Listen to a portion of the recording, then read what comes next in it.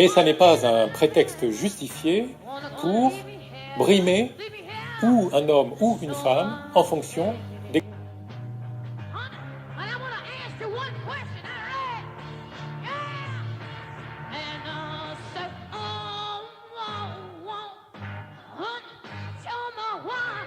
C'est extrêmement facile à manipuler.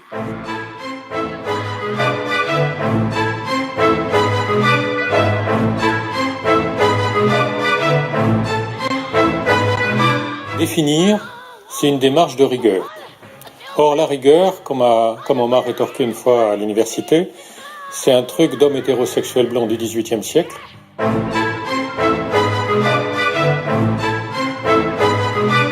On est dans un domaine, avec la théorie du genre, où on est systématiquement pas rigoureux. C'est une technique de prise de pouvoir. C'est comme ça que la théorie du genre a pris le pouvoir à Pékin en 1995, en faisant signer par des étrangers qui connaissaient pas l'emploi du mot gender en anglais, quelque chose qu'ils pouvaient croire correspondre simplement à une autre désignation des sexes, masculin-féminin, mais qui en réalité renvoie aussi à une théorie assez confuse ou à un ensemble de mouvements d'idées, mouvement idéologique et politique, qui a derrière lui des implications radicales. Je crois que c'est Marguerite Peters, qui parle de couches comme d'un oignon.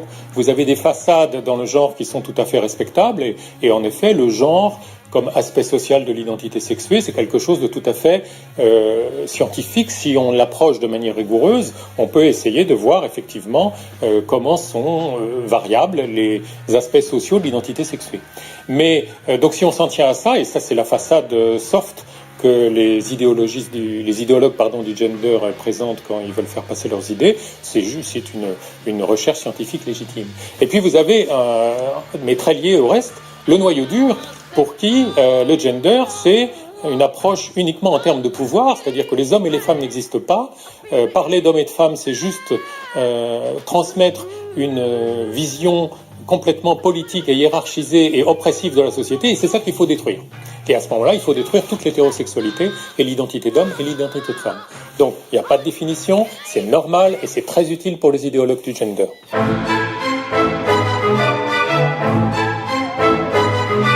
C'est en fait George Orwell. George Orwell, il n'avait, en écrivant 1984, finalement que 11 ans d'avance.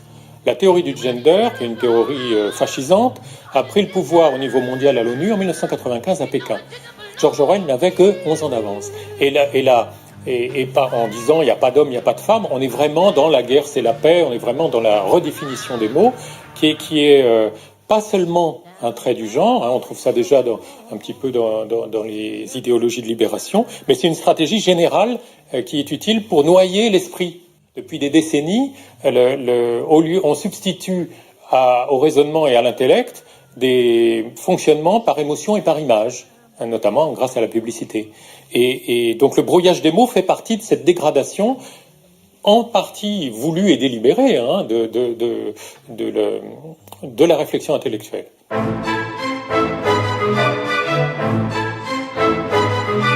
Si on empêche de penser, c'est presque la mort de l'humanité. Le vivant et l'humain, ça fonctionne sur la discrimination. Discrimination juste. La première discrimination, peut-être, c'est cette plante est-elle comestible ou pas. Je vais discriminer ce qui est bien de ce qui est mal. C'est comme ça que la vie fonctionne et que la pensée fonctionne.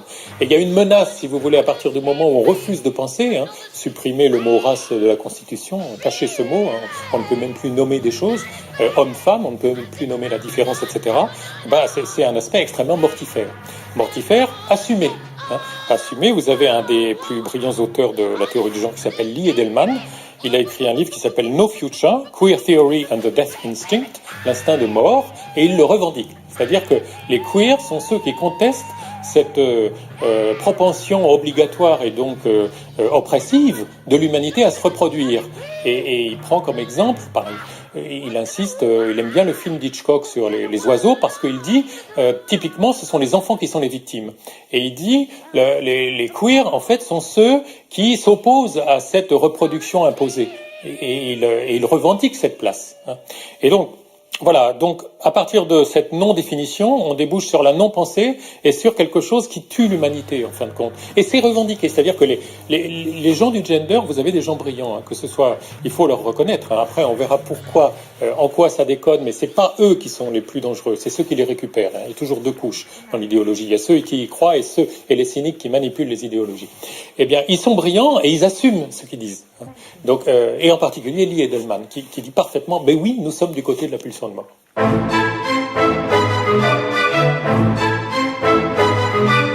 En gros, la théorie du genre, donc on peut reprendre les idées, hein. Il n'y a pas de différence entre les hommes et les femmes, donc les différences, c'est un système social construit, oppresseur qu'il s'agit de détruire. En gros, c'est ça. Donc, une idée au départ en elle-même, elle n'est pas scientifique ou pas scientifique. Ce qui va être scientifique, c'est la manière dont on va la creuser, hein, et en particulier la manière dont on va accepter de lui faire passer les tests, les preuves de la réalité, de voir si expérimentalement la théorie donne des résultats qu'on peut prévoir, etc. Les principaux auteurs se réclament pas du tout d'une approche scientifique. Mais même s'ils se réclamaient, il y a un vice de fond dans l'idée principale de l'idéologie du genre qu'il n'y a pas de différence entre les hommes et les femmes, parce que scientifiquement, c'est la seule chose qu'on ne pourra jamais prouver. Pourquoi ? Parce que quoi que ce soit que vous fassiez comme confrontation au réel, comme expérience, comme expérimentation, parce que c'est ça la science, hein, ce sera toujours quelque chose de limité et fini. Et donc si dans cette expérience limitée et finie, vous trouvez qu'il n'y a pas de différence entre les hommes et les femmes, vous n'aurez pas prouvé qu'il n'y a pas de différence. Vous aurez prouvé que sur ce champ-là, dans ces conditions-là, il n'y a pas de différence. On pourra toujours vous rétorquer, oui, mais les différences, pour les voir, il fallait faire autre chose et vous ne l'avez pas fait. C'est ce que je veux dire. On peut prouver qu'il y a des différences, mais pour prouver qu'il n'y a pas de différence, il faut faire une infinité d'expérimentation tout le temps. Donc c'est la seule hypothèse idiote, en fait, qu'il n'y a pas de différence entre les hommes. On peut choisir plein d'hypothèses, mais celle-là c'est la plus absurde, parce que c'est celle qu'on ne pourra jamais assumer.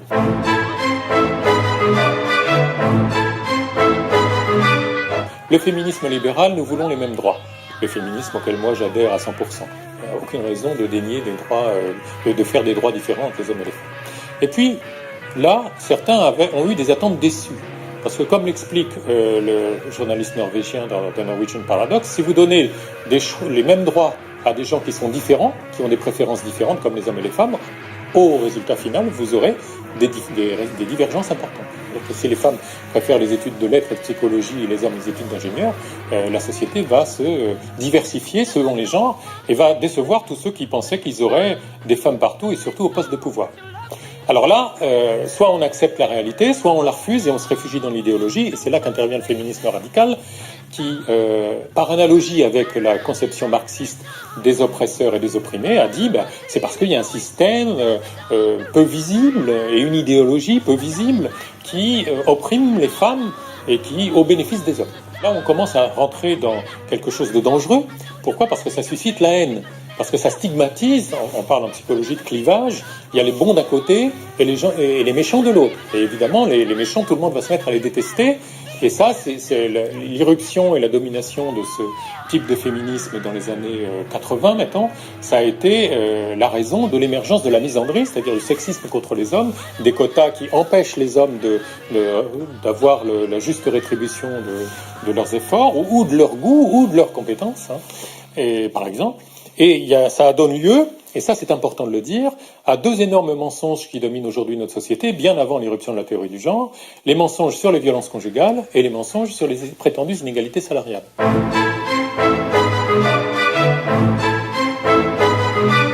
Un mot sur ces deux mensonges parce qu'ils donnent une idée de comment fonctionnent nos médias et notre démocratie, qu'il est très important d'avoir si on veut comprendre comment fonctionne l'implantation d'une idéologie comme le genre et comment la combattre.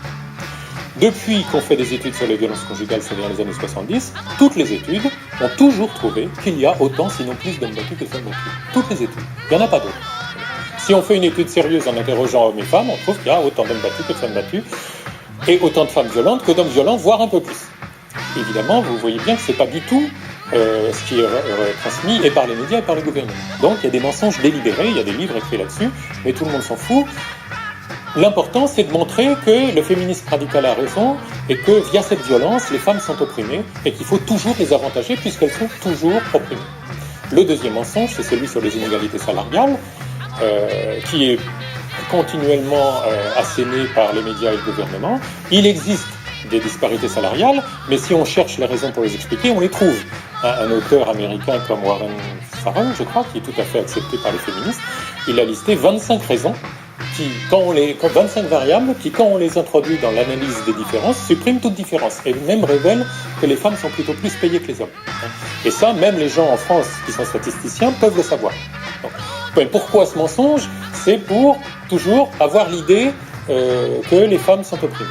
Alors, personne d'excuse, à mon avis, pour croire à ce mensonge parce qu'il peut vérifier autour de lui. Et puis, même la logique du système capitaliste, si vraiment les femmes étaient payées 20% de moins, tout le monde se précipiterait pour les embaucher. À travail égal et à performance égale, tout le monde se précipiterait pour les embaucher. Alors, ça commence à se voir que ça ne marche pas, cette théorie. Par exemple, si on prend la catégorie des femmes auto-employées, aucun système ne les opprime, c'est elles qui fondent leur entreprise et qui décident de combien elles sont payées, elles sont moins payées que les hommes. Et il y a des explications à ça, c'est qu'elles font des choix différents des hommes. Par exemple, pour les médecins, ils vont décider de recevoir moins de gens, et de prendre plus le temps avec. Alors évidemment, elles vont gagner plutôt moins d'argent. Et là, la théorie de l'oppression, la théorie des féministes radicales ne marche plus. Alors comment expliquer? Eh bien, la théorie du genre est géniale. Et déjà, on y arrivait avec les derniers travaux du féminisme radical, avec Carol Gilligan, c'est le problème de la socialisation. C'est-à-dire que les femmes se limitent elles-mêmes.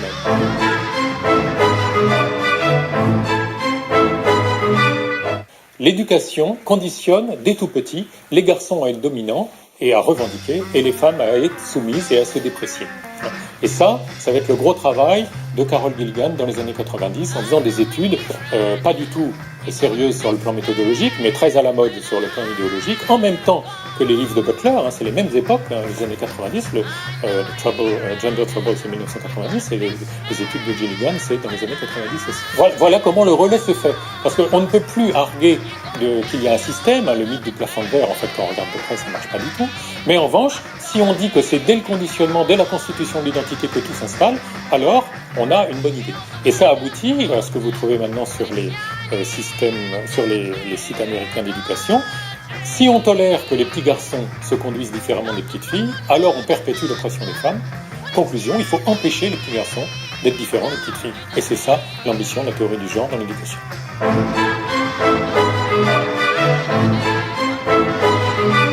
Il y a une chose que j'ai remarquée, parce que ça m'arrive de donner des conférences, et il y a vraiment une difficulté, voire une incapacité pour des personnes, y compris qui ont fait des études supérieures, à raisonner de manière satisfaisante pour conjuguer à la fois les contraintes de la réalité et les aspirations légitimes à l'égalité et à l'absence de discrimination injuste. En fait, le raisonnement à tenir à tout moment est relativement simple. Il est de dire que si on prend des groupes, c'est normal qu'on ait des différences statistiques entre les hommes et les femmes, ne serait-ce que de taille, de force, etc., musculaire au niveau des bras, mais ça n'est pas un prétexte justifié pour brimer ou un homme ou une femme en fonction des caractéristiques de son groupe. Et je prends un exemple quand je donne des conférences qui est celui des bûcherons. Il n'y a pas de raison d'interdire à une femme qui a la force, l'agressivité, l'énergie et l'envie d'être bûcheron de lui interdire. Il n'y a pas de raison de lui interdire d'être bûcheron, mais en revanche, il ne faut pas s'étonner s'il y a plus de bûcherons hommes que de femmes, parce qu'en principe, au niveau du corps, dans la force des bras et les muscles, les hommes sont plus costauds et puis ils ont peut-être plus de plaisir à le faire. Eh bien, ce raisonnement, si tout le monde le tenait, il suffirait à résoudre tous les problèmes de discrimination. Parce qu'on accepterait à la fois les différences générales, quelles qu'elles soient, évidemment qui sont toujours bonnes ou mauvaises pour les uns et les autres, ça dépend de quel côté on se place, et puis on serait toujours en train de traiter avec équité les personnes qu'on a devant soi en fonction de leur réalité. Et il peut y avoir des hommes féminins, des femmes masculines, etc. Mais ça, je me rends compte quand je donne des conférences que bien des gens ne sont plus capables de ce raisonnement.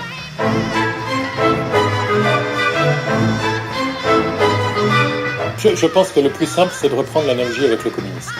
Qu'est-ce qu'a fait le communisme, qui est le système le fascisme le plus violent qu'ait connu l'humanité au XXe siècle? Au nom du bien et de la défense des prolétaires, qui est une bonne cause, il a massacré des paysans, des bourgeois, des millions et des millions de personnes. Et ça, c'est pervers. C'est pervers dans le sens étymologique, parce que pervers, c'est retourner la logique naturelle. Le communisme était censé faire le bien, et il a fait le mal. D'accord ? Et c'est dans ce sens-là, le gender se promet de prendre la suite. C'est-à-dire qu'il ne promet pas une société sans classe, mais il promet une société sans sexe, puisqu'il y aura une infinité de genres.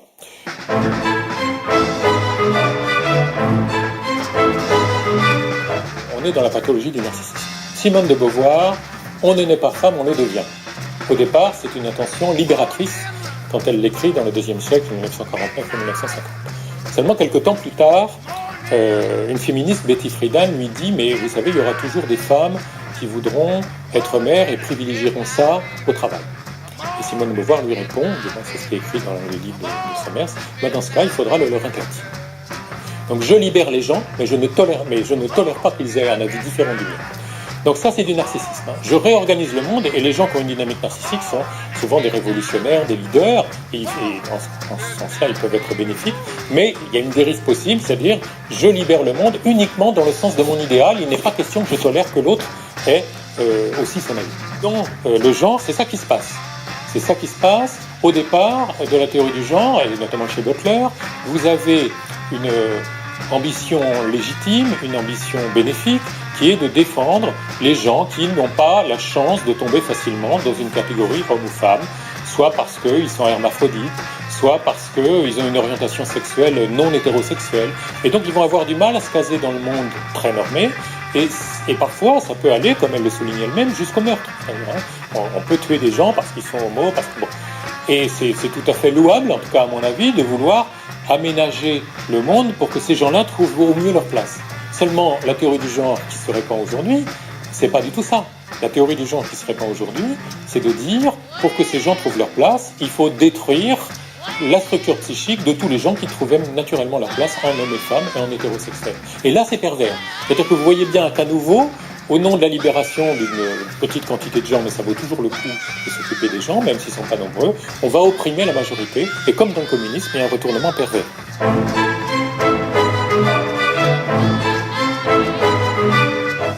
En psychanalyse, les pervers nient une partie de la réalité qui est la différence des sexes. Donc effectivement, la théorie du genre est emblématique en niant une partie de la réalité, qui est la différence des sexes, mais je voudrais rétro-pédaler par rapport à votre question. La négation de la réalité est une très vieille tradition en Occident même, et quand on veut se pencher sur les racines des dysfonctionnements actuels, il faut absolument prendre ça en compte. Moi, je remonterais presque jusqu'au nominalisme au Moyen-Âge, qui récusait la possibilité de faire une adéquation vraiment à la réalité. Mais après, quand vous avez Descartes, qui dit « je suppose que rien n'existe et je m'aperçois qu'il explique ma pensée », on est aussi dans le doute de la réalité. Quand vous avez Rousseau qui dit « commençons par écarter tous les faits », on est aussi dans l'éloignement de la réalité. De ce point de vue-là, les théoriciens du gender ne sont pas vraiment, ils ne font pas de saut qualitatif important, mais ils prolongent une longue tradition, et à la limite, si on n'est pas content, ça veut dire qu'il faut se poser la question de comment tout a dérivé depuis Saint Thomas d'Aquin. Enfin, j'exagère à peine.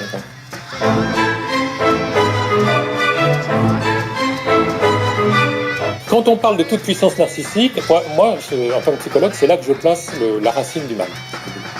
Et on parlait de nier la réalité. Le narcissique, il est à cheval entre ses rêves et la réalité. Et quand il est en bonne santé, il arrive à jongler entre les deux.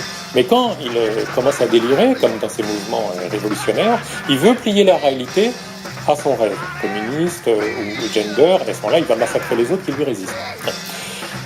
La limite, la première limite, la limite minimale, la limite symbolique à la toute-puissance du narcissisme, c'est quoi? C'est l'idée de Dieu. C'est l'idée que moi, je ne suis pas tout et je ne suis pas tout puissant.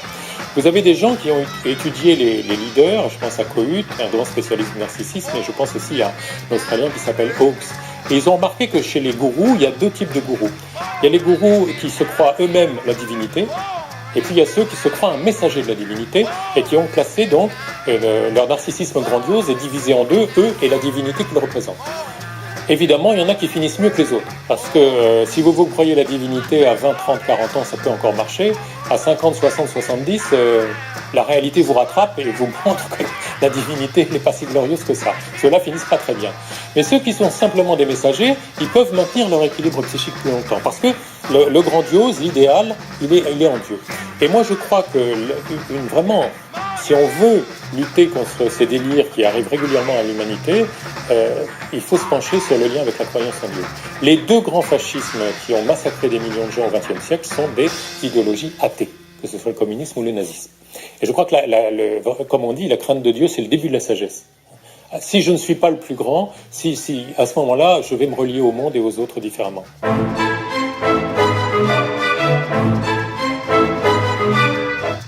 Ce mouvement d'idées ce n'est pas resté un mouvement d'idées, c'est devenu un mouvement politique, un mouvement qui a pris le pouvoir et un mouvement qui s'impose au monde entier depuis Pékin 95.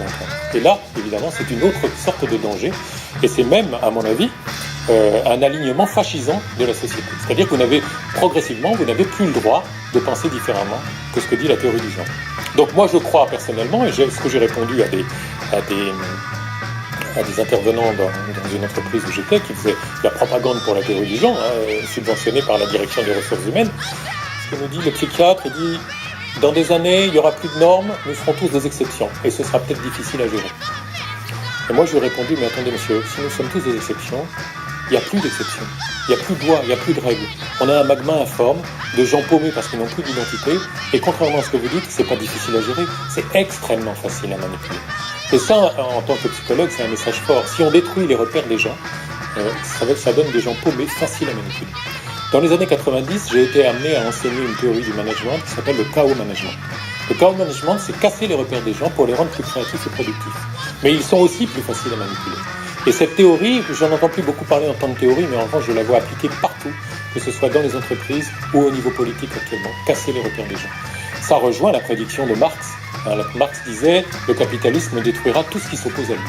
Donc toutes les structures anciennes, les nations, les familles, etc. sont en train d'être brisées à travers le monde, soit par les guerres, soit par l'immigration, etc. Ce qui se cache derrière, c'est une mise en ordre au niveau mondial et politique de l'humanité qui, à mon avis, va dans le sens, mais là je peux me tromper parce que c'est pas mon domaine, d'une sorte de mise en esclavage au profit des grandes puissances financières. Ça, voilà, c'est une hypothèse que je risque. Mais en tout cas, ce dont je suis sûr, c'est que c'est dangereux parce que ce n'est pas une idéologie, c'est un mouvement politique qui s'impose avec violence au monde.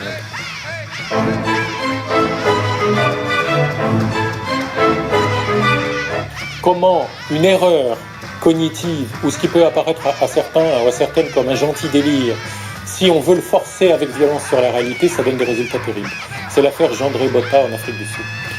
C'est cette affaire où vous avez deux lesbiennes, il y en a une qui a un petit garçon, et sa compagne veut que le petit garçon l'appelle papa.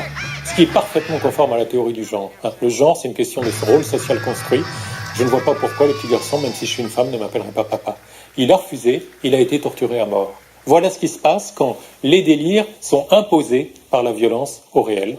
Et ça donne des massacres, comme on a connu au XXe siècle. Donc, ce n'est pas une théorie, c'est vrai que penser est toujours dangereux, mais ce qui se passe, c'est pas la théorie du genre. Ce qui se passe, c'est l'imposition au niveau mondial de la théorie du genre.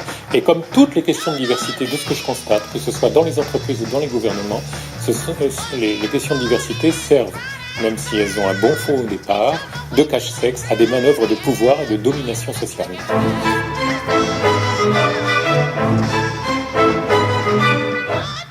Au niveau de l'école, la première conséquence, c'est une amplification de ce qu'a très bien écrit l'américaine Christina Hoff Sommers dans son livre « The War Against Boys », la guerre contre les garçons. Derrière les discours lénifiants sur déconstruire les stéréotypes, clairement, les Américains sont parfois plus francs, ils disent si on permet aux petits garçons d'être différents des petites filles, on perpétue l'oppression des femmes, on va donc interdire aux petits garçons d'être différents des petites filles. On va donc les inviter fortement à jouer à la poupée, à porter des robes, on va supprimer les cours de récréation pour qu'ils ne puissent pas courir, etc., etc. C'est ce que décrit Christina Hoff Sommers dans son livre. Et donc, on a vraiment là les traits d'un fascisme qui fabrique un homme nouveau ou un androgyne nouveau, un homme-femme, si vous voulez. Ce sera, on a vu avec Simone de Beauvoir que c'est pas mieux intentionné vis-à-vis des femmes, mais malgré tout, comme un des principaux axes, c'est de libérer les femmes, la haine ou l'agression est dirigée, ou la rage est dirigée contre les garçons et les hommes.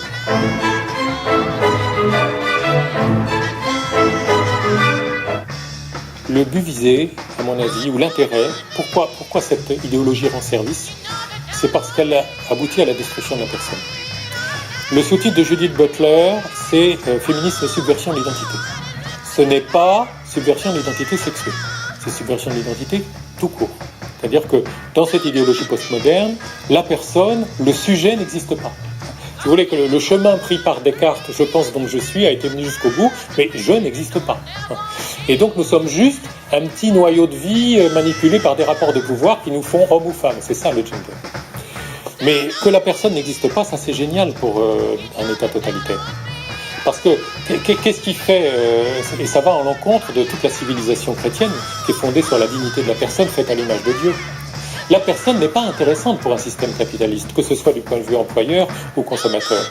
Et d'ailleurs, vous n'avez plus de direction du personnel, mais une direction des ressources humaines qui s'occupe des compétences des gens.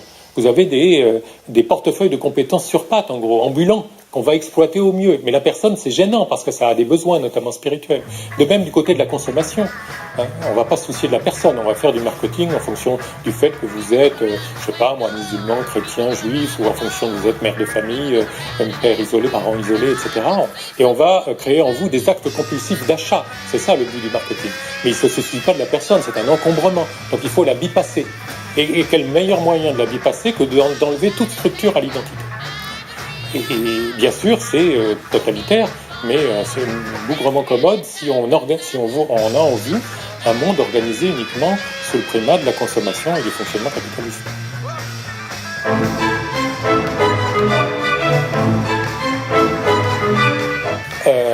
Le fondateur de la chaire de sociologie à Harvard, c'est quelqu'un qui s'appelait Pitirim Sorokin et qui a beaucoup travaillé sur les groupes et la notion de l'amour. Il a écrit un livre qui s'appelle The Power of Love, le pouvoir de l'amour. Et il avait remarqué qu'on pouvait glisser assez rapidement de l'amour d'un groupe à la haine des autres groupes. C'est ça, pas besoin d'assister. Le nazisme, le communisme, etc. C'est vraiment typiquement ça. L'amour des Allemands, la haine des Juifs. L'amour des prolétaires, la haine des bourgeois et des oppresseurs, etc. Alors, moi, ce qui me semble, c'est que, en réalité, notamment dans une société qui a refusé Dieu, le besoin de sacré de l'homme est tellement fort qu'on va avoir tendance à idéaliser, à sacraliser une partie de l'humain. Et typiquement, à notre époque qui idéalise les victimes, les pauvres victimes d'injustice vont être idéalisées, on va complètement investir ce groupe. Alors, ça peut être les femmes, ça peut être les homosexuels, ça peut être les hommes, ça dépend des circonstances. Le problème, c'est que s'il n'y a pas un régulateur qui est Dieu au-dessus de tout le monde, à ce moment-là, l'idéalisation d'un groupe va être concomitante de la déshumanisation d'un autre groupe. Forcément, parce que s'il y a oppresseurs et opprimés, on va porter au nu les opprimés, et puis les oppresseurs, c'est des méchants qui perdent leur statut d'humain et on va les massacrer. Et donc, voilà une autre raison pour laquelle c'est important que le narcissisme soit mobilisé au niveau de Dieu. C'est-à-dire c'est Dieu qui est grand. Donc certes, il y a une deuxième notion très importante du christianisme qui permet la régulation, c'est la notion de péché originel, qui fait que le mal est présent en tout le monde. Et on ne peut pas utiliser le mécanisme psychologique du clivage en disant les bons d'un côté et les gentils de l'autre. Et c'est aussi en ça que l'éloignement de la religion chrétienne fait qu'on délire de plus en plus, parce qu'on va investir les gentils d'un côté et on va massacrer les autres.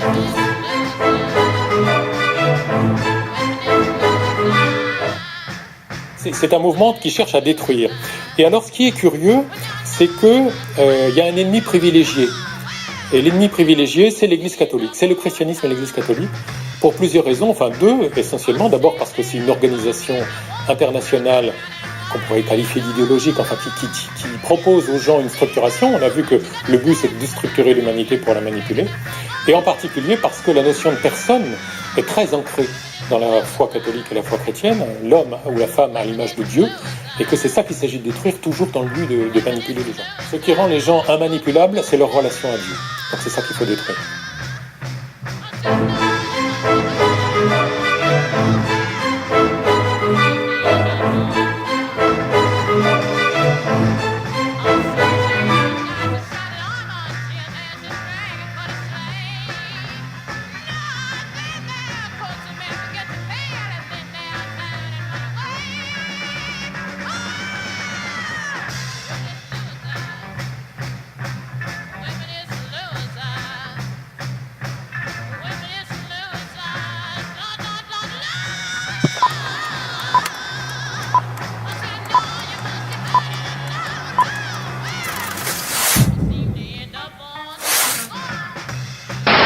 Mais c'est vrai qu'à la base, moi je me prononce contre la théorie du genre, mais pas contre les gens qu'elle est censée défendre. Hein. À la base, toute identité est intéressante. Moi je suis psychologue clinicien, je trouve que chaque personne est une merveille. Qu'on soit homo, hétéro, chaque personne est une merveille. Simplement, il y a des manières de survivre et des sortes de mécanismes de défense qui ont des avantages et des inconvénients. Et il y en a certains, comme le déni, qui ont des inconvénients assez dangereux vis-à-vis d'autrui si on ne les arrête pas. Alors, ça pose la question de pourquoi on ne les arrête pas.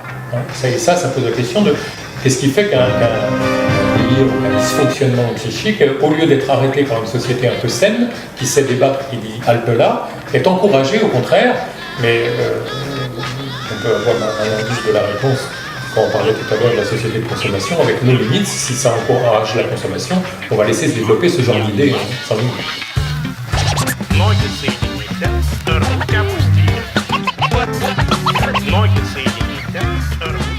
Bonjour, nous recevons aujourd'hui Yann Carrière. Nous vous remercions d'avoir accepté un entretien de l'agence Infolibre. Donc vous êtes docteur en psychologie. Vous êtes aussi donc, psychologue clinicien et essayiste. Nous vous recevons donc aujourd'hui à l'occasion de la sortie de votre dernier essai, du sexisme au fascisme, où vous pointez du doigt, on va dire, une certaine dérive du militantisme féministe. Alors on ne parle pas de tout le mouvement féministe, mais en tout cas on parle des mouvements les plus extrêmes. Alors c'est sûr qu'au vu du titre, vous n'y allez pas par quatre chemins, on va dire, dans le qualificatif que vous avez choisi pour définir ce mouvement. Mais nous aurons l'occasion de revenir sur ce terme un petit peu plus loin dans l'entretien pour pouvoir justifier justement le choix de cette terminologie. Pour recontextualiser un petit peu pour les internautes qui ne vous connaîtraient pas, pourriez-vous un petit peu vous présenter et en tout cas nous dire ce qui vous a amené à vous intéresser à ce sujet, s'il vous plaît? Alors, deux choses, je pense. D'abord, la période liée à mon âge, puisque j'avais 8-10 ans à l'époque de la fondation du MLF, par exemple.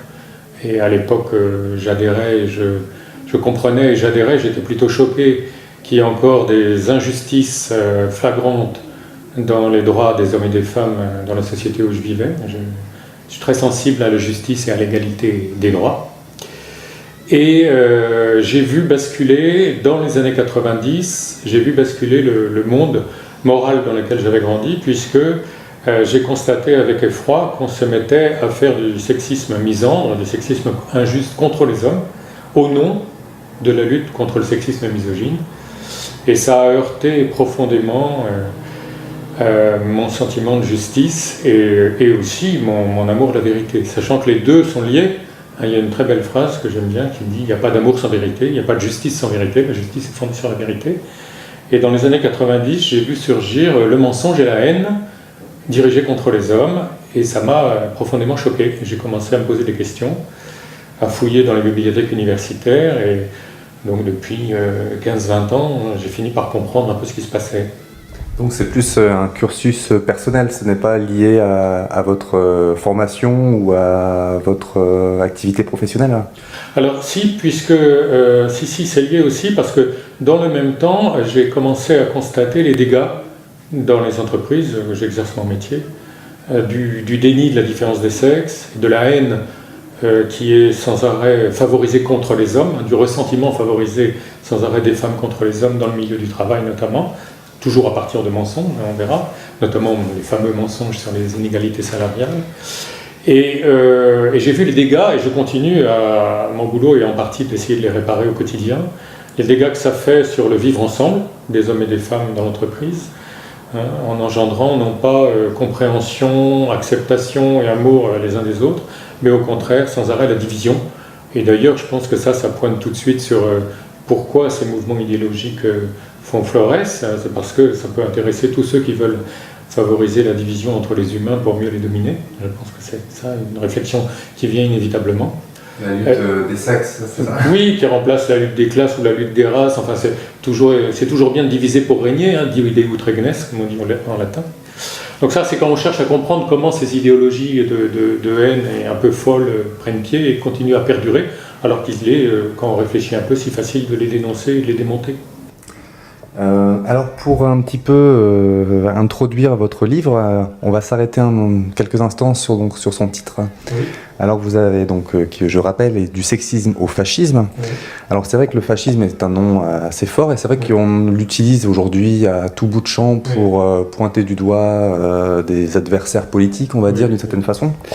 Alors vous justifiez dans ce livre, mais je trouvais que c'était intéressant pour les auditeurs de pouvoir avoir cet éclairage.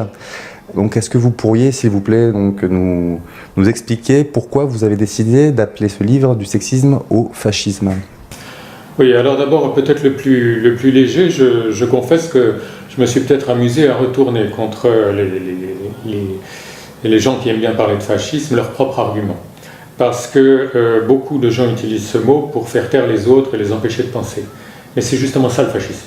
Et donc de ce point de vue-là, je partage la crainte ou l'impression qui est souvent dite que les pires fascistes sont ceux qui prétendent lutter contre le fascisme. Donc évidemment, là, c'est un peu un imbroglio, mais je pense que c'est sérieux. Alors là, je vais donner des raisons plus précises, n'est-ce pas ? Qu'est-ce que le fascisme ? Il y a deux manifestations essentielles pour moi, et qui sont liées à la définition historique. C'est d'abord une interdiction de penser, et si vous ne pensez pas dans les lignes prescrites, vous allez être sanctionné, et c'est de la haine. On peut vraiment considérer que à la fois le nazisme et le communisme, qui sont les deux totalitarismes violents, on peut dire que j'utilise le mot fascisme dans le sens de synonyme totalitarisme violent, tous les deux se caractérisaient par une pensée obligatoire, un interdit de pensée, qu'on retrouve aujourd'hui sous forme plus douce dans le politiquement correct, et puis la haine d'une catégorie de personnes, la haine des juifs chez les nazis, la haine des bourgeois ou des petits paysans, des propriétaires, enfin des non-prolétaires chez les communistes, et on retrouve ça dans les mouvements du genre. Je vais en dire quelques mots. Et le tout et ce qui correspond bien à la définition du fascisme, y compris initiale, celle des fascistes italiens, c'est tout pour l'État. Et l'État écrase les personnes. Et les mouvements du genre, c'est exactement ça, sauf qu'au lieu de l'État, c'est le collectif. Le collectif de la société, soit les collectifs des femmes, soit la société sans sexe dans la théorie du genre. Alors, l'interdiction de penser et la haine, on les trouve dans un petit texte très court que tout le monde devrait lire pour comprendre ce que c'est le genre. C'est un article paru dans le Nouvel Observateur du 5 décembre 2013, un interview de Judith Butler. Et vous avez les deux phénomènes dedans. Le plus clair, c'est la haine. À un moment dans l'article, il est dit l'ennemi, c'est le mâle hétérosexuel blanc. Il rajoute riche, mais ça c'est commercial, c'est pas vrai. Mais le mâle hétérosexuel blanc, oui. Imaginez un instant le scandale que ça aurait été si dans un hebdomadaire, que ce soit le Nouvel Obs ou n'importe lequel, vous auriez eu, si vous aviez eu cette expression-là, sauf que c'est pas le mâle hétérosexuel blanc, c'est autre chose. C'est la femelle, c'est homosexuel, c'est noir ou une autre catégorie. Ça aurait fait scandale. Ça aurait fait scandale. C'est ça que vous pointez justement du doigt, cette absence presque de sensibilité lorsqu'on s'attaque aux hommes, alors que au contraire, on peut partir dans un surplus d'émotionnel dès qu'on s'attaque à certaines catégories. Ouais. C'est tellement gros, je dirais, c'est tellement gros qu'on se dit que ça ne peut pas être au premier degré. Et qu'il y a beaucoup de manipulation là-dedans. Et qu'à la limite, non seulement il faut penser la division qu'on veut provoquer chez les gens à plusieurs niveaux. Pas seulement homme-femme ou homo-hétéro, mais aussi partisans d'une idéologie contre une autre idéologie. Et il y a une infinité de divisions qui peuvent se produire dans la société à partir de tels délires, et je pense que c'est le but, le sous-titre du livre de Butler, c'est « Trouble dans le genre ». Les gens nous disent « Moi, le genre, j'ai toujours pas compris », et je leur réponds « Mais c'est le but que vous ne compreniez pas, c'est le but que vous soyez paumés. » Aussi bien celui des idéologues que celui de ceux qui manipulent. Mais aussi, et c'est plus grave, parce que c'est ça qui conduit à la haine, l'interdiction de penser. Et là, je vous renvoie au tout début de l'article, où le journaliste ou la journaliste, je ne sais plus, dit à Butler « Mais vous niez pas les différences biologiques, quand même. » Et Butler répond très habilement « Il faut reconnaître, moi j'ai un peu d'admiration pour les auteurs du genre, et pas seulement parce qu'ils ont montré le bout du nez du loup, ils ont permis qu'on découvre le poteau rose de quelque chose qui se passe depuis des années, sous d'autres noms, mais aussi parce que ce sont des gens brillants. » Et elle répond habilement que bien sûr que non, mais à chaque fois qu'on parlera de ces différences biologiques, on utilisera des mots et des termes qui, eux, sont critiquables. Autrement dit, il y a peut-être des différences, mais dès que vous en parlez, je vais vous flinguer. Autrement dit, vous n'avez pas le droit de les penser, ces différences, et vous n'avez pas le droit de les dire. Et c'est ça le fascisme, vous voyez ? Haine et interdiction de penser. On est en plein fascisme. Alors évidemment, on peut être choqué parce que ce fascisme-là n'a pas besoin des camps de concentration ou du goulag pour s'imposer, il est plus subtil, mais ça... même dans les années 20 ou 30, vous aviez la manipulation chez les capitalistes des États-Unis avec Édouard Bernays, double neveu de Freud, c'est déjà bien au point. Et la police aujourd'hui, la Gestapo, le KGB, ils sont à l'intérieur des têtes, et ils sont dans le corps social. D'ailleurs, c'est même juridiquement Ça s'est même juridiquement traduit par quelque chose de très précis, à partir, je crois, des lois raciales, plévennes, etc. C'est-à-dire la possibilité de porter plainte transférée aux associations. C'est-à-dire que le boulot régalien et le boulot de l'État est transféré et diffusé dans la société. Mais ça ne veut pas dire que le contrôle va être moindre, au contraire, puisque tout le monde va devenir un policier et un gendarme de ce que pense l'autre. Et ça aboutit à ce que vous voyez aujourd'hui, on ne peut plus parler, on ne peut plus penser, même en privé, sous menace d'être déféré devant la justice. Dernière chose à propos de la notion de fascisme, parce qu'il faut être conscient quand même si tout se passe sur le plan psychologique ou psychique, on est quand même bien, je disais, dans la destruction des personnes. Et un excellent exemple de ça, c'est ce qui se passe à l'école aujourd'hui. Quand on lit les textes du gouvernement et quand on voit comment est abordée la différence des sexes, qui est plutôt déniée, comme dans le mouvement du genre, on voit qu'on a affaire à quelque chose que n'ont pas osé les totalitarismes anciens, qu'ils soient nazis ou communistes, c'est l'empêchement de la construction de la personne, ou une sorte de destruction des personnes psychiques. Mais l'identité sexuée, et notamment celle de petits garçons, est désormais interdite. Si je répète ce qu'on voit sur les sites américains, et que je pourrais très bien expliquer avec les théories psychologiques qui vont derrière, si on autorise les petits garçons à se conduire différemment des petites filles, on perpétue l'oppression des sexes. Conclusion, il faut interdire aux petits garçons d'être différents des petites filles. Il faut leur interdire de jouer au foot, sinon ils vont s'affirmer et être différents des petites filles. Donc c'est une véritable, plus qu'une destruction pour être plus précis, c'est un empêchement de construction des identités, des garçons principalement, puisque comme je l'ai dit, la haine va vers les mâles, mais je ne suis pas sûr que si l'intention des utopistes est meilleure pour les filles, je ne suis pas sûr qu'elles s'y retrouvent tant que ça si on force vraiment leur nature pour qu'elles soient à nouveau des petits androgynes comme on veut qu'elles soient aujourd'hui. Il y a un bon auteur dans le genre que je conseille à tout le monde, c'est Robert Stoller. C'est un psychanalyste des années 60, un des fondateurs de la théorie du genre, mais un homme intelligent et qui disait l'identité du petit garçon, il faut que le petit garçon en grandissant se désidentifie de sa mère parce qu'il n'a pas le même corps et il doit en prendre conscience pour fonder une identité de petit garçon, de petit mâle, mais de petit garçon. Et la conclusion de certains féministes extrémistes dans les années 90, c'est que, en ce faisant, le petit garçon ne peut pas s'empêcher de développer de l'hostilité vis-à-vis de sa mère. Pour s'arracher à ça, il doit étouffer ses sentiments tendres, et c'est là que se met en place, selon elle, une hostilité, une domination des hommes sur les femmes. Et ça, il faut l'empêcher. Il faut donc, c'est logique de leur point de vue, empêcher la construction psychique du petit garçon. Il faut empêcher les petits garçons de se construire. Et c'est ça, aujourd'hui, qu'on fait à l'école, dans la mesure où on nie la différence des sexes. La différence des sexes, aujourd'hui, dans la perspective de l'égalité, c'est une oppression. Le rapport homme-femme est celui d'une oppression. Et tout ce qui correspond à une différence va être vu comme une oppression et doit être supprimé. Et ça veut dire supprimer l'identité sexuelle des petits garçons, c'est donc détruire leur personnalité. Aucun régime fasciste n'est allé aussi loin dans la destruction de la personne, au plus intime de ce qu'il ou elle est. Aucun dans le passé n'a fait ça. Et c'est pour ça que le mot de fascisme n'est pas trop fort. Parce que même si c'est psychique, c'est une destruction plus sûre que ce qui peut être fait physiquement. Il y a eu un film avec beaucoup de succès, là, Guillaume et les garçons, à table, vous voyez le trouble que peut engendrer un doute, même pas sur l'identité, enfin si, c'est un peu sur l'identité sexuelle, un doute, vous voyez le mal qu'a eu cet homme à se rééquilibrer dans sa vie, et encore, là, c'était pas volontaire, enfin, hein. Vous imaginez ce qui peut se passer si c'est maintenant systématiquement qu'on va empêcher les petits garçons de se croire des hommes. Il me semblait d'ailleurs que Stoller, oui. Il avait pas mal étudié des personnes qui... dysphorie de genre, je crois que ça s'appelle, hein, oui, c'est ça? Oui. C'était intéressant parce que lui, justement, il me semble qu'il disait, par exemple, il y avait quelqu'un qui avait une apparence de garçon mais qui était une fille, hein, je crois, c'était ça.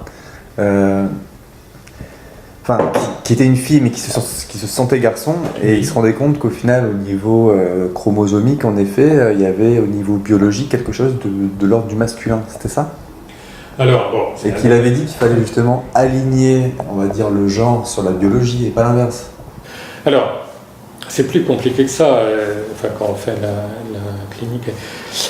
Le marqueur du sexe est réparti entre l'aspect physique, l'aspect chromosomique et l'aspect hormonal. Et il y a des mélanges et il y a des situations qui ne sont pas claires. Et ces situations pas claires ont donné naissance à la notion de genre, qui est une notion intéressante au départ, dans la mesure où il pouvait y avoir une différence entre le sexe biologique et le sexe social assigné. Après, il y a des tas de situations, enfin, je pense que le cadre n'est pas propice à détailler toutes les situations dans lesquelles on peut se retrouver et qui amènent des décisions pour favoriser le bonheur du petit être qui se trouve dans des situations biologiquement pas faciles. Hein. Et ça donne naissance au concept de genre. Mais pas à la théorie du genre telle que nous la connaissons aujourd'hui, qui affirme qu'il n'y a pas de différence biologique. Hein. Au contraire, je dirais même que, et d'ailleurs, Judith Butler le laisse entendre dans l'article de décembre 2013, elle dit il y a quelques-uns des transsexuels ou des transgenres, c'est plus le terme qu'elle emploie, qui sont de notre avis, mais quelques-uns seulement parce que la plupart accordent une importance faramineuse au biologique, au contraire, puisqu'ils disent on s'est trompé de corps, j'ai pas le bon corps. Donc on voit bien que pour eux le biologique est fondamental, contrairement à ce que dit la théorie du genre. La théorie du genre trahit, vous savez, c'est comme, je dis un peu le communisme, on prétend qu'on veut faire le bien des autres, mais c'est pas du tout le cas. Donc Stoller a étudié comment ça se passe quand il y a une dysphorie de genre. Par exemple, typiquement ce qu'il a étudié, c'est les petits garçons qui pensent qu'ils sont des petites filles. Et notamment, ce qu'il a conclu, c'est que souvent dans ces cas-là, il y avait eu une symbiose très particulière, que je vais prononcer à décrire là parce que techniquement c'est un peu compliqué, entre la mère et le petit garçon les premières années de la vie. Et c'est de là qu'il a tiré la conclusion que je vous disais tout à l'heure, c'est-à-dire que pour que le garçon construise une identité stable de petit garçon, il faut qu'il arrive à se désidentifier de la mère. C'est pas Freud qui a lancé l'idée que les petits-enfants sont identifiés à la mère, mais à partir de Klein, enfin, on s'est dit, mais que ce soit garçon ou fille, les enfants sont souvent plus proches de la mère, donc ils s'identifient à elle. Alors pour une petite fille, pas de problème, puisqu'elle a le même sexe, mais pour un petit garçon, il faut qu'il pense un peu plus. Et Stoller a dit, ben voilà, je constate effectivement que s'il ne fait pas ce travail, il va croire qu'il est une fille et il ne va pas être en accord avec son corps. Mais ce qui est terrible, c'est que les mouvements politiques extrémistes féministes dans les années 90 vont pervertir complètement la bonne remarque de Stoller, qui dit, ben voilà, pour qu'un petit garçon se développe, il faut ceci, en disant, mais nous, on va empêcher les petits garçons de se développer parce qu'on n'est pas d'accord, parce qu'on pense que s'ils se développent, ils vont forcément opprimer les femmes. Et donc c'est un mouvement complètement pervers qui renverse la logique, qui renverse l'observation scientifique de Stoller, et pourquoi ? Dans un climat de haine paranoïaque, de refus des différences, hein, parce que, je le disais, enfin je ne sais plus si je le disais ou si je vais le dire, mais dans une société narcissique, toute différence peut être ressentie comme une blessure ou une infériorité, c'est pas supportable. Donc il faut gommer les différences, hein, et donc interdire de penser, mais ça c'est la mort, et c'est vraiment du fascisme. On tombe toujours sur la même chose, hein, c'est le narcissisme qui mal utilisé, dévoyé, va provoquer, c'est la même famille que les pervers, va provoquer le basculement dans un monde pervers où il n'y a pas le droit de parler, il n'y a pas le droit de penser, il n'y a pas le droit d'être différent, il faut que tout le monde se taise et soit terrorisé. C'est l'emprise du pervers. Et nous vivons ça, et ce qui est terrible, c'est que les gouvernements et les médias du monde imposent ce terrorisme à toutes les populations et dès l'enfance à l'école. Et ce que nous vivons est proprement hallucinant. C'est l'idée qui court-circuite vraiment tout raisonnement et toute pensée. S'il y a différence, il y a injustice. Voilà, c'est ça l'idée. Hein. On dit différence, donc injustice, donc inégalité. Mais même dans inégalité, il y a une arnaque. Hein. L'égalité qui correspond à quelque chose, c'est l'égalité de droit. L'égalité en droit, dont je suis un ferme partisan. Dès qu'on veut une égalité autre, et notamment l'égalité totale qui est parfois revendiquée aujourd'hui, ça n'a qu'un sens possible, c'est l'identité, et donc la négation de toute différence. Notamment l'égalité du résultat. Notamment l'égalité de résultat. Mais s'il y a différence entre des groupes de personnes, hommes-femmes, il y aura forcément une inégalité de résultat. J'ai participé à un débat une fois, où à côté de moi il y avait une députée PS, et elle dit, mais s'il n'y avait pas les stéréotypes, si les gens ne pensaient pas des choses sur les hommes et les femmes, il y aurait 50% de femmes à l'Assemblée nationale. Voilà une personne qui est dans le déni de la différence des sexes, et pour elle, l'égalité, c'est l'identité. Il n'y a aucune raison pour elle qu'il y ait plus d'hommes ou de femmes à l'Assemblée nationale. Or, si les hommes et les femmes sont différents, et ils sont différents, il n'y a aucun argument pour dire le contraire, en tout cas, il y aura forcément des différences dans les répartitions. Je suis psychologue, pendant mes études, je faisais partie de 5% d'hommes à la fac de psychologie, mais personne ne crie au scandale sur ce sujet, vous voyez. Et donc, quand on fait des agrégats globaux sur les revenus des hommes et des femmes par les salaires, parce qu'il faudrait aussi peut-être prendre en compte les autres, il y a des différences. Et après, ces différences, est-ce qu'on peut les expliquer ou pas? Est-ce qu'elles sont justes ou pas? Et bien sûr, elles peuvent être justes, hein, notamment, on le connaît. Alors, sur les plus grosses variables, le travail est fait. C'est-à-dire que les chercheurs, dans les études, où tout le monde peut vérifier, vont éliminer cette variable. Mais bien, bon, si on corrige avec le temps, temps partiel, temps, etc., là, on va voir les différences diminuer. Il n'empêche que même les ministres citent toujours le chiffre global de 27% ou de 20%. Et quand on élimine tous les facteurs qui sont indépendants du sexe, c'est-à-dire qu'il y a des hommes qui travaillent en partiel, c'est mon cas, et puis des femmes qui travaillent à temps plein, j'en connais plein, quand on élimine toutes ces variables indépendantes des deux sexes, en fait, on ne trouve plus de différence suivant le sexe.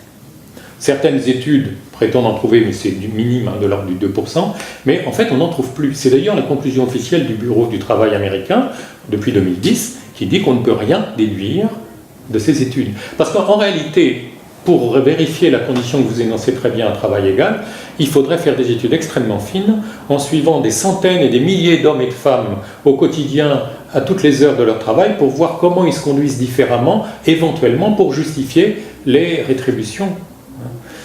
Moi, j'engage tout le monde à regarder la vidéo de Cyril Godonou, qui est très bien faite sur le sujet, il est meilleur que moi en technique là-dessus. Mais pourtant, même quand on lit les études, on voit que les raisonnements sont extrêmement grossiers et ne sont pas valables. Et il y a des expressions qui frisent l'entourloupe chez les rédacteurs en sont conscients. Ils font l'hypothèse, ce qu'on appelle une pétition de principe, où ils présupposent dès le départ qu'il y a une discrimination sexiste. Et quand ils trouvent une différence qu'ils ne prennent pas le temps d'expliquer, et ils disent c'est la discrimination sexiste. Je renvoie aussi au livre de l'américain Warren Farrell, Pourquoi les hommes gagnent plus. Il a trouvé 25 raisons, 25 variables à neutraliser qui expliquent les différences, et il dit quand on neutralise ces variables, on trouve qu'en fait les femmes gagnent plus. Dès 1965, par exemple, aux États-Unis, les femmes célibataires gagnent plus que les hommes célibataires quand on neutralise toutes ces variables, avant le mouvement de libération des femmes. Donc, voilà, en fait, cette pensée-là, comme sur peut-être le pire encore, le plus net, on en parlera peut-être, c'est les violences conjugales, elle est répandue dans le but de faire triompher une idée fausse, qui est que partout et toujours, les hommes oppriment les femmes. C'est cette idéologie-là qui a gagné dans le champ social, une idéologie clivée avec les gentils et les méchants, c'est une idéologie du niveau d'un enfant de 5 ans. Mais quand on n'est pas spécialiste d'un domaine, on raisonne un peu comme un enfant de 5 ans, c'est ce que dit le psychologue américain Howard Gardner. Donc en gros, comme il y avait les gentils allemands, les méchants juifs, les gentils prolétaires, les méchants bourgeois, aujourd'hui on a les gentilles femmes et les méchants hommes. C'est bien une idéologie qui entraîne la haine automatiquement, et il faut le prouver. Alors on le prouve de deux manières essentiellement, en mentant sur deux sujets, les violences conjugales et les inégalités de salaire. Les inégalités de salaire, on en a parlé. Les violences conjugales, on ment par omission, en omettant les hommes battus, depuis le début. Depuis le début qu'on fait des études universitaires, notamment aux États-Unis, Murray Strauss, on trouve qu'il y a autant d'hommes battus que de femmes battues. Mais simplement, quand on diffuse les chiffres, on occulte la moitié, les hommes battus, et on publie que les femmes battues, donc on ment par omission. Mais ça, il y a une raison bien précise, il faut prouver que les gentilles femmes sont opprimées par les méchants hommes, puisque c'est cette idéologie qui règne aujourd'hui.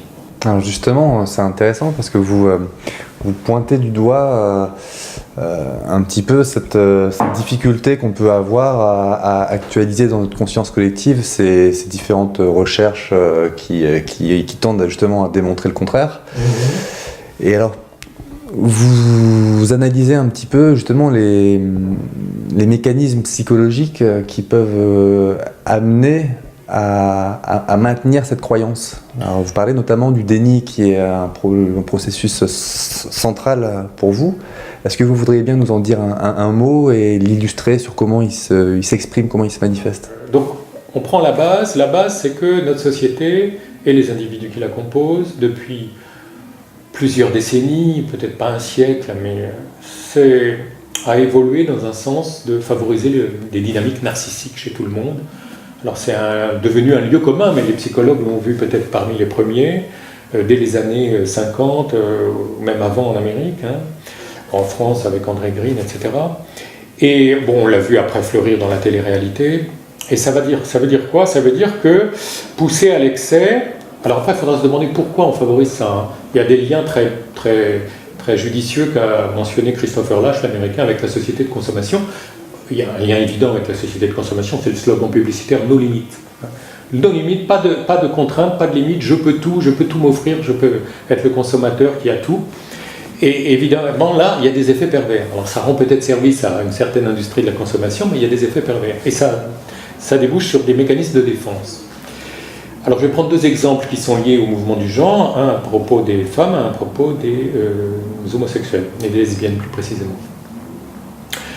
Donc peut-être le plus simple, c'est celui des lesbiennes, la parole de Monique Wittig qui dit à la fin d'une conférence « Les lesbiennes ne sont pas des femmes ».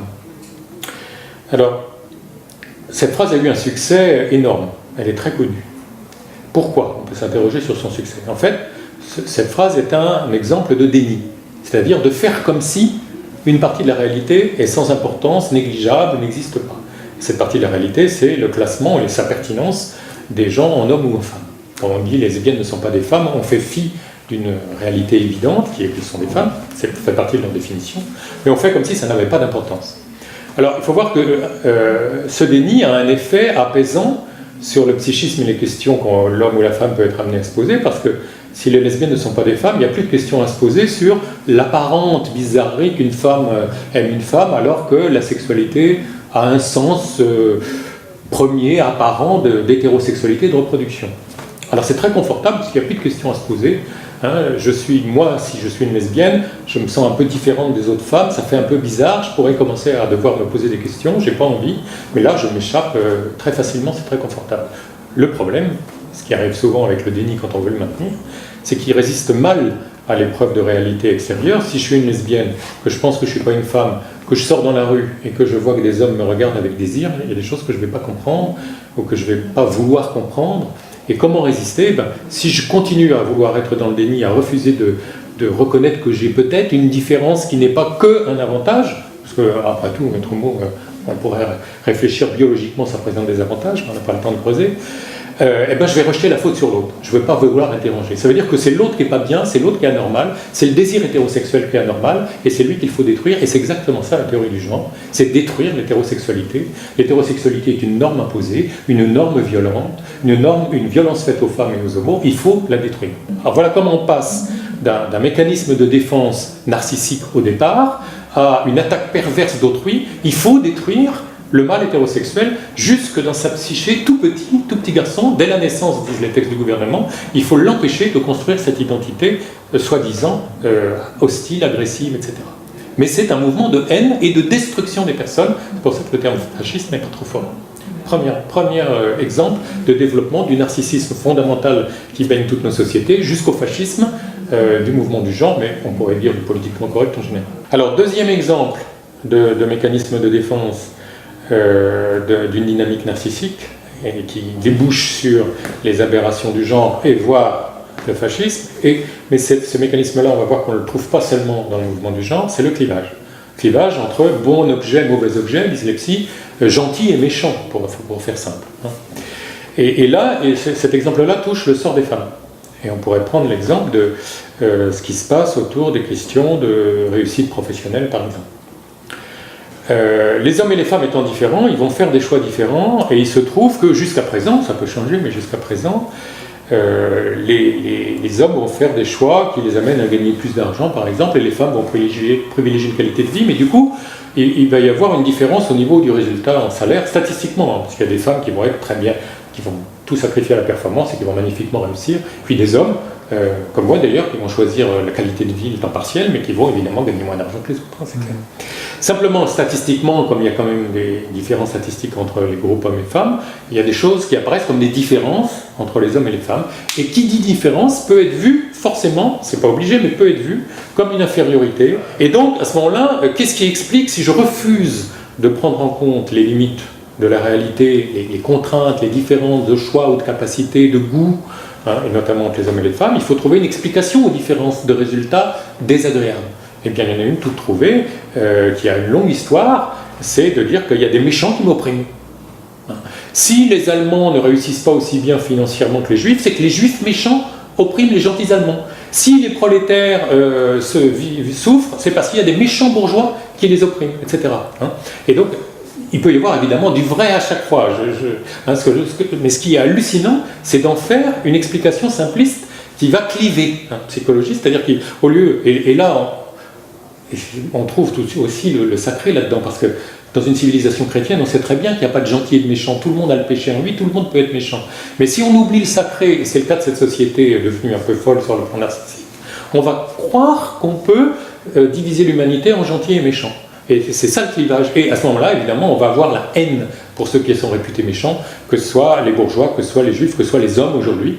Mais c'est toujours le même mécanisme, et c'est bien aussi un mécanisme de totalitarisme et de fascisme. Parce qu'une fois qu'on a trouvé qu'il y a des méchants, les méchants, il n'y a aucun respect à avoir pour eux. On va les poursuivre, on va leur faire payer plus d'impôts, parce qu'il y a des projets pour faire payer plus d'impôts aux hommes, etc. Et là, on entre dans une spirale infernale et une spirale de mort. Et on a ça dans les théories aujourd'hui du genre, qui sont passées dans la culture commune aujourd'hui. Les gens croient vraiment que partout et toujours, enfin il y a une bonne partie de la population qui croit que partout et toujours les hommes oppriment les femmes. Alors, pour revenir justement sur ce que vous disiez tout à l'heure en parlant un petit peu de la société de consommation qui pouvait favoriser le narcissisme, vous faisiez lien à Christopher Lasch et son livre La culture du narcissisme. C'est vrai qu'aujourd'hui, d'une certaine façon, la société elle nous pousse un petit peu à retourner à un état presque pré-social d'enfants tout-puissants. Oui. Vous savez, un peu, je veux gagner beaucoup d'argent parce que ça me permettra de tout acquérir, de pouvoir satisfaire toutes mes envies infantiles, tous mes fantasmes. Il y a quelque chose de l'individu roi. Hein. L'individu Dieu, plus précisément, plus que l'individu roi encore. Parce que roi, il y a, comme on disait en monarchie absolue française, vous ne pouvez ni ne devez tout ce que vous pouvez, disait-on au roi. Donc son pouvoir était avec plein de limites, contrairement à ce qu'on croit. Absolu, ça veut dire indépendant, ça ne veut pas dire sans limite. Et effectivement, mais là ça remonte même à avant la société de consommation, dans la mesure où la société se désacralise, elle va mettre l'homme à la place de Dieu, et c'est là que le délire commence.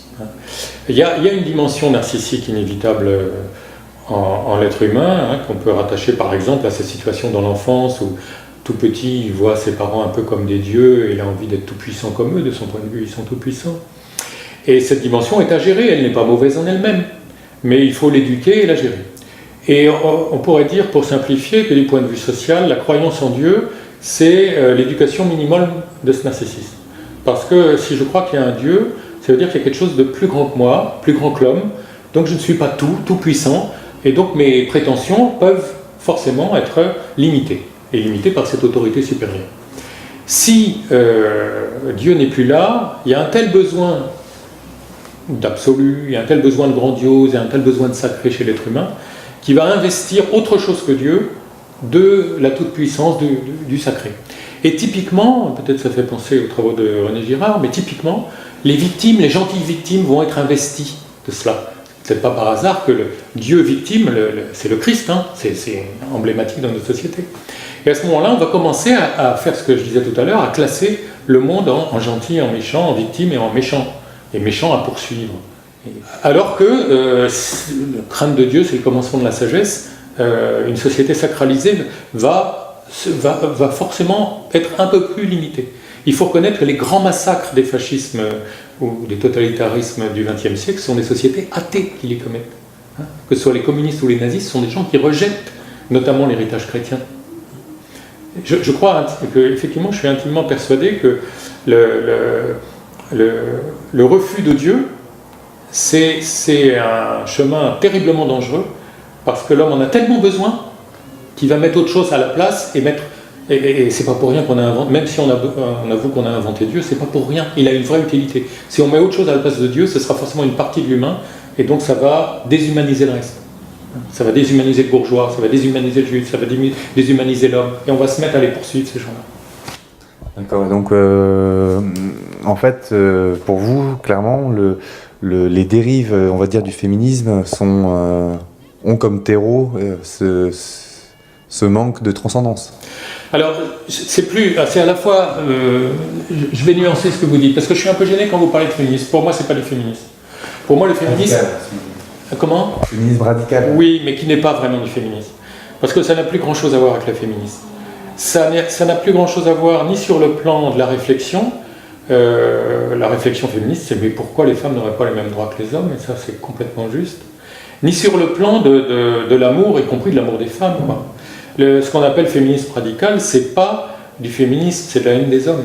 On a passé, c'est une réponse catastrophique à une question intéressante, la question de la différence des sexes, et c'est une réponse catastrophique qui est celle du genre. Hein.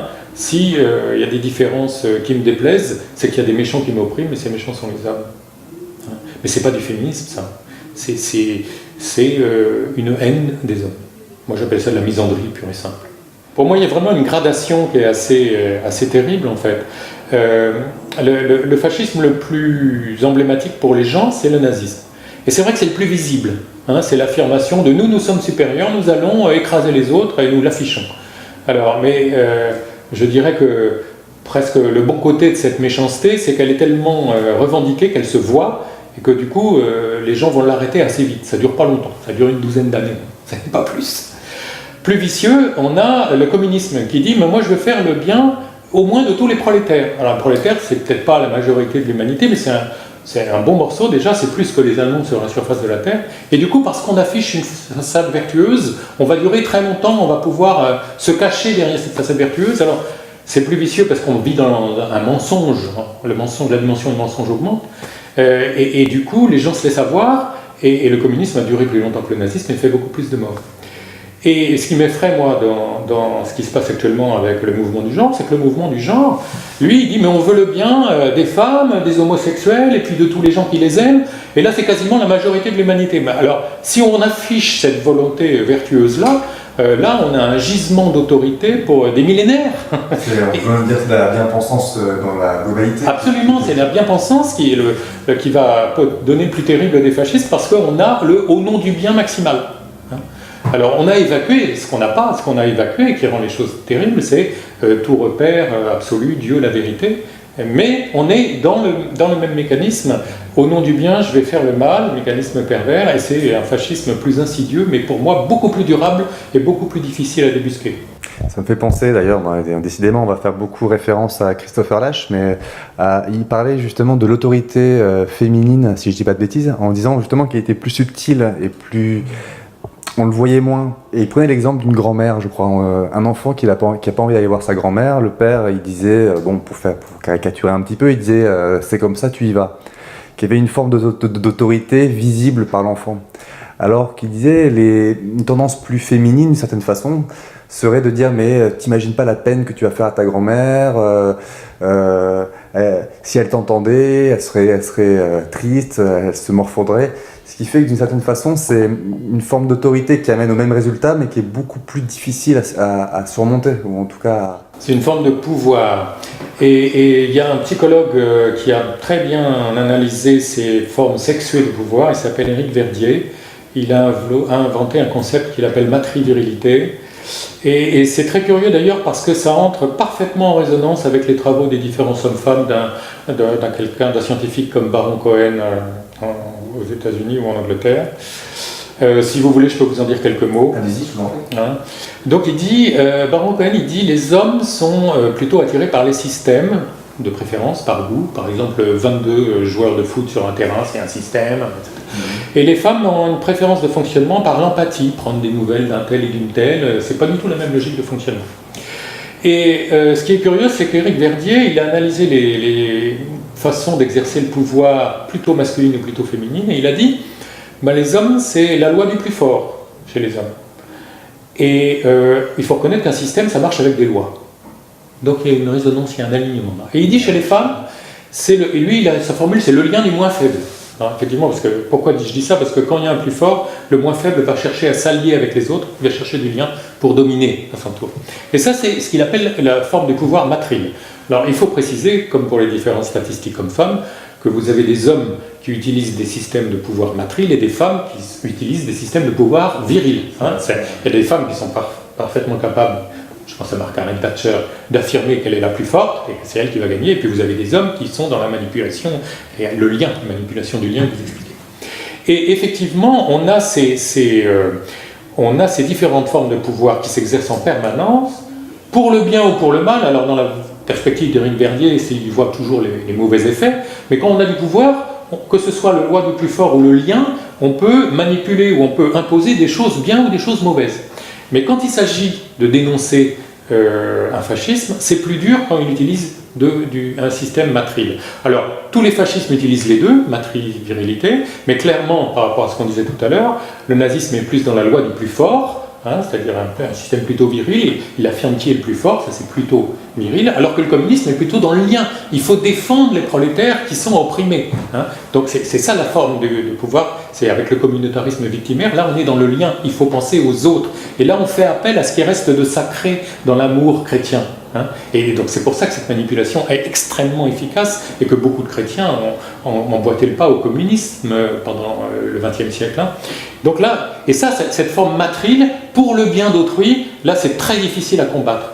Et le pervers, il arrive à, et c'est ça l'intérêt des mensonges sur les violences conjugales, l'intérêt des mensonges ou du déni sur les différences salariales, c'est qu'on mobilise les gens au nom du bien. Et là, on mobilise, alors il faudrait rentrer dans l'analyse du système pervers, où le pervers, les pervers qui manipulent vont mobiliser la majorité sur des valeurs, sur des valeurs de solidarité, des valeurs sacrées, comme ça, il ne faut pas faire du mal aux gens, il faut être juste, et donc à chaque fois, on va dénoncer une discrimination en disant qu'elle est injuste, et on va manipuler le corps social, comme ça, en désignant les boucs émissaires. Et voilà, ça c'est du pouvoir matril. Et voilà. Et ce pouvoir-là, on dit que la société se féminise son pouvoir. Il y a un psychologue qui a écrit, je crois que c'est Michel Schneider, Big Mother, pour dire. Et d'ailleurs, c'est intéressant ce titre. Vous vous rappelez que George Orwell, quand il décrit un pouvoir viril en 1984, il dit Big Brother, il ne dit pas Big Father. C'est l'homme, c'est le frère, c'est l'homme. Et tandis que Michel Schneider, quand il dit Big Mother, c'est pas Big Sister, c'est la mère. Et la mère, c'est le lien à l'enfant. Et comment il s'appelle, Éric Verdier, il dit bien ça, dans la société, toujours les invariants, c'est que c'est l'homme qui a le pouvoir ou la mère, c'est pas la femme et c'est pas le père. Il faut voir comment les pères sont maltraités par le système judiciaire dans les affaires de divorce, etc. Les pères n'ont pas de pouvoir. Il y a des sociétés sans père. Les sociétés des Indochine sont des sociétés sans père. Mais, même si c'est matriarcal en gros, les mères ont le pouvoir, il y a quelques hommes qui ont le pouvoir quand il faut résoudre des conflits ou prendre des décisions techniques compliquées. Donc l'invariant du pouvoir, il est pas symétrique chez les humains sexués, il est aux hommes et pas aux pères, du côté masculin, il est aux mères et pas aux femmes, du côté féminin. Alors quand on rentre dans ces considérations-là, on s'aperçoit que c'est beaucoup plus compliqué qu'une oppression patriarcale. Mais seulement, il faut réfléchir un peu. Or, dans notre société, on ne veut plus réfléchir, on est dans l'instantané de l'émotion, et la mort de la pensée, ça aussi, c'est du fascisme.